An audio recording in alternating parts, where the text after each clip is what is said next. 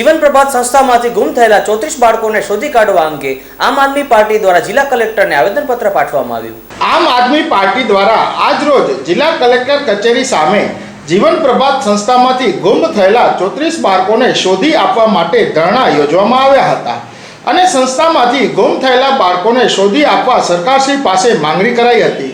જો સરકારશ્રી આ 34 બાળકોને શોધી ન શકે તો સત્તાધીશો બંગરી પેઢી લે તેવું પણ આમ આદમી પાર્ટીના અગ્રણીઓએ જણાવ્યું હતું। જીવન પ્રભાત સંસ્થાના 34 ગુમ થયેલા બાળકોને શોધી આપવા અંગે આમ આદમી પાર્ટી દ્વારા જિલ્લા કલેક્ટરને આવેદનપત્ર પાઠવવામાં આવ્યું હતું।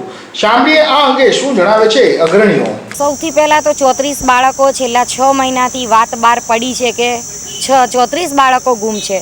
સંસ્થા દ્વારા જુનેવાઇલ જસ્ટિસ એક્ટ જેને કહેવાય કે જે એક્ટ એનો સદંતર ભંગ થઈ રહ્યો છે। કોઈ પણ બાળક સંસ્થાની અંદર એન્ટર થતું હોય અને બહાર પણ જાય તો એની એક એન્ટ્રી થવી જોઈએ, લીગલી એન્ટ્રી થવી જોઈએ। તો અમે સંસ્થા પાસે રજિસ્ટ્રેશનની માગણી કરી છે।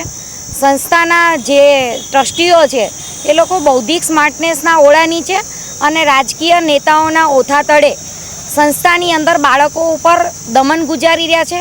મેં ઘણા બધા બાળકોને મળવાનો પ્રયત્ન કર્યો છે જે લોકો સંસ્થામાં રહી ચૂકેલા છે કે અમે લોકોએ ગઈ 21મી તારીખે પ્રેસ કોન્ફરન્સ કરી, એના પછી તરત જ આ લોકોએ પોલીસ તંત્રનો દુરુપયોગ કરી આમાં વાસણભાઈ આહિર પણ ખૂબ વ્યાપક પ્રમાણમાં સંકળાયેલા છે, વાંચો નિધિના બચાવમાં ઉતરી આવેલા છે।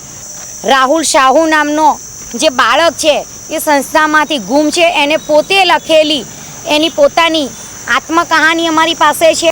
કહેવાનો મતલબ કે રાહુલ 16 વર્ષની ઉંમરે ન છૂટકે મજબૂર થઈ અને અત્યાચાર સહન ન થતાં સંસ્થા છોડી અને ભાગી ગયો છે। મારો છોકરો પહેલે 1 વર્ષનો હતો, હું ગઈ તો કે સહારો છે, પછી 9 વર્ષ મને 24 કલાક નોકરી કરાવી, મિટિંગો કરે, ધમકી દે અમને તમારા છોકરાને કાઢી મૂકશું, તમને કાઢી મૂકશું। મજબૂર હતી, ઘરનું માણસ નથી, ગરીબ સૌ બાઈ, નાના છોકરા ક્યાં લઈને જાઉં। 24 કલાક નોકરી કરાવતા હતા। મારા છોકરા મેં કેસ કર્યો તો છોકરા એને ધમકી આપતા હતા, તમને રોડ ઉપર રાખી આવશું, તમને જંગલમાં રાખી આપશું, તમને પૂરી નાખશું। એટલો અત્યાચાર મારા છોકરા ઉપર પાછળ પણ કર્યો હતો, એવો અત્યાચાર હતો। અમે કહેવા જતા ને કે છોકરીઓ આવા કામ કરે છે, બારે કોલેજ જાય છે કે તમે ખરાબ છો, કે છોકરીઓ ખરાબ નથી, કેમ કે એમને આવક મીઠી લાગતી હતી।